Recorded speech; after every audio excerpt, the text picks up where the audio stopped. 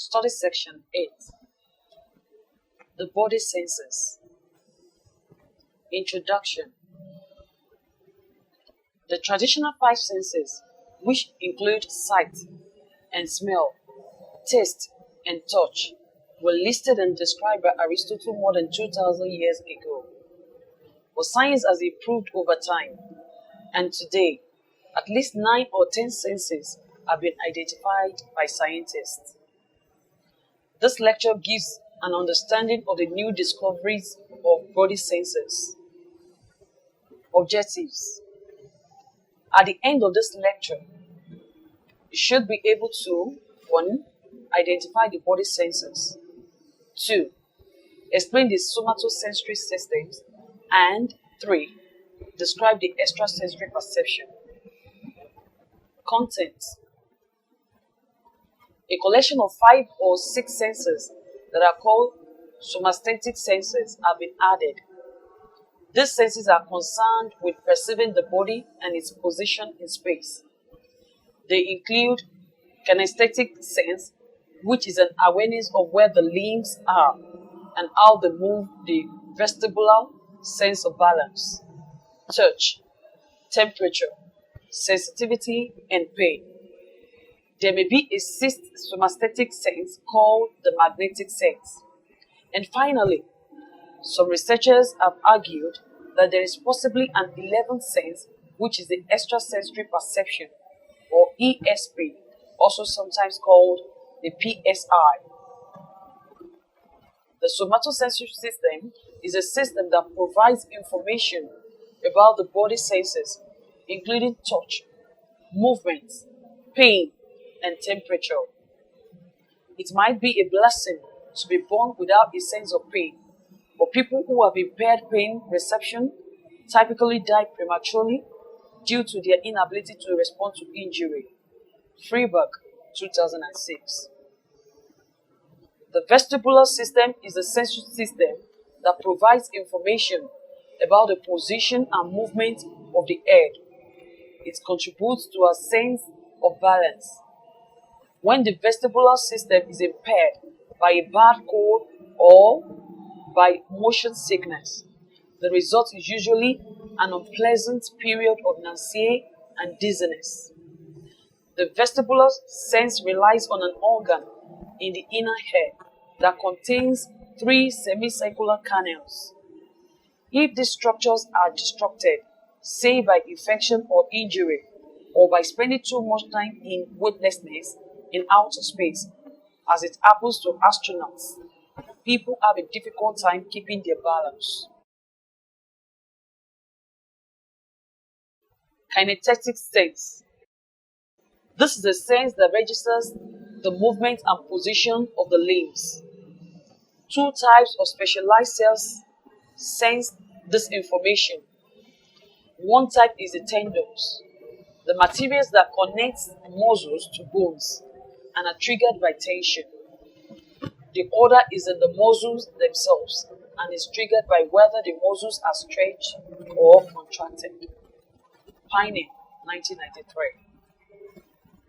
Touch. Our sense of touch begins with the skin. The skin is the largest and heaviest organ of the human body. Our skin provides a boundary separating what is inside from what is outside.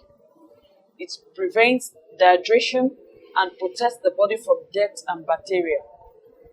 Flying object changes in temperature, making crucial vitamins and triggering the release of various hormones. The skin is also a massive sensory organ. Millions of receptors in the skin produce impulses when stimulated in specific ways. It is the particular combination of receptors being stimulated that produces a specific sensation. Rosenberger and Koslein, 2006. When viewed in cross-section, the skin can be divided into the outer layer of epidermis and the inner layer of the dermis. Below the dermis, we find the subcutaneous tissue, which contains connective tissue and fat. Human skin varies dramatically in thickness across different areas of the body, starting from about half a millimeter on your face to 20 times the thickness on the bottom of your foot. Freeberg, 2006. Temperature. The skin has a separate system for registering hot and cold. Indeed, there are distinct spots on your skin that register only hot or cold. These spots are about 1 millimeter across. Ansel, 1982. If a cold spot is stimulated, you will feel a sensation of cold even if the stimulus is something hot. This phenomenon is called paradoxical cold. Thermoreceptors are free nerves ending in the skin that respond to surface temperature. Different sets of thermoreceptors respond to warmth or cold, and neither types respond to mechanical stimulation. Douglas and Kenshalo, 1980. Pain. The sensation of pain arises primarily when two different kinds of nerves are stimulated. These nerves have fibers that differ in size and in the speed with which they transmit impulses. Thus, we can feel double pain. The first phase of sharp pain occurs at the time of injury. It is followed by a dull pain. The two kinds of pain arise from different fibers sending their messages at different speeds. Roman, 1991. Given the anguish experienced by chronic pain patients, it would seem initially miraculous to be able to do away with this sensory modality altogether. However, research on those born without effective pain perception suggests otherwise. Patients who perceive no pain frequently die at young ages, primarily due to degeneration of joints and the spine. We need pain to remind us to stop when we are injured, to assess a situation before proceeding and to give the body time to heal. Nevertheless, pain is not a perfect warning system, e.g., cancer and paper cuts. Attitude towards pain may also play a significant role in our perceptions of the experience. Athletes and non-athletes share similar pain thresholds. Take 2. Athletes and non-athletes share similar pain thresholds or level of stimulation identified as painful. However, these groups are quite different in their tolerance of pain. Scott and Jigbert, 1981. One of the ways we deal with pain is by producing substances in our brains called endorphin that have pain-killing effects. People differ in the amount of pain they can withstand. Other senses. Two additional senses are more controversial. One of these is the magnetic sense, which may exist in humans, and the other is called the extrasensory perception, which may not exist at all. Gosselin and Rosberg, 2006. Magnetic sense. There is evidence that humans have a weak form of this sense. Baker, 1980. Many birds migrate long distances each year, guided in part by the magnetic field of the earth. Tiny bits of iron found in crucial neurons of these birds apparently play a part in this sense. Gold, 1998. Gershvink et al., 2001. Magnetic fields have also been shown to disrupt spatial learning in mice, at least for brief periods of time. Levine and Bluney, 1994. Extrasensory perception. The ability to perceive and know things without using ordinary senses is often referred to as extrasensory perception, ESP. It is also sometimes called anomalous cognition or PSI. Many forms of ESP have been asserted, including telepathy. The ability to send and transmit thoughts directly from mind to mind. Clairvoyance. The ability to know about events directly without using the ordinary senses or reading someone else's mind. And precognition. The ability to foretell future events. Most psychologists are skeptical about ESP for the following reasons: the failure to replicate the effect of ESP and psychokinesis (PK), the ability to move objects directly, not by manipulating them physically, is difficult to repeat. Lack of brain mechanism.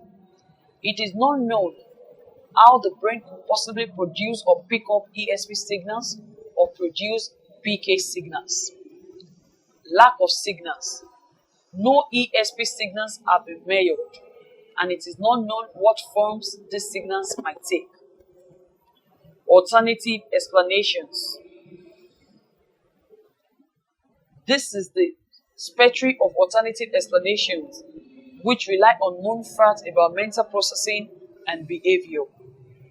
Summary. 1. Some researchers have argued that there is possibly an 11th sense, which is the extrasensory perception, or ESP, also sometimes called the PSR. 2.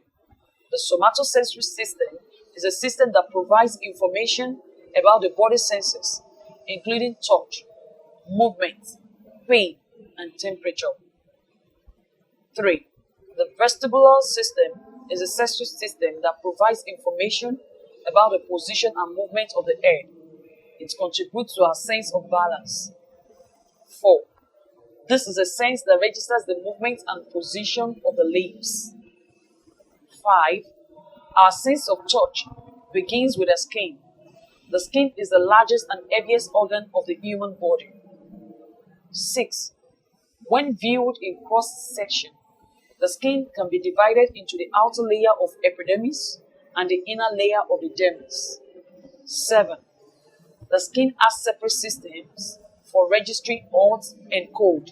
Indeed, there are distinct spots on your skin that register only hot or cold. 8. The sensation of pain arises primarily when two different kinds of nerves are stimulated. These nerves have fibers that differ in size and in the speed with which they transmit impulses. Thus, we can feel double pain. 9. Given the anguish experienced by chronic pain patients, it would seem initially miraculous to be able to do away with this sensory modality altogether. However, research on those born without effective pain reception suggests otherwise. 10. One of the ways we deal with pain is by producing substances in our brain called endorphins that have pain-killing effects.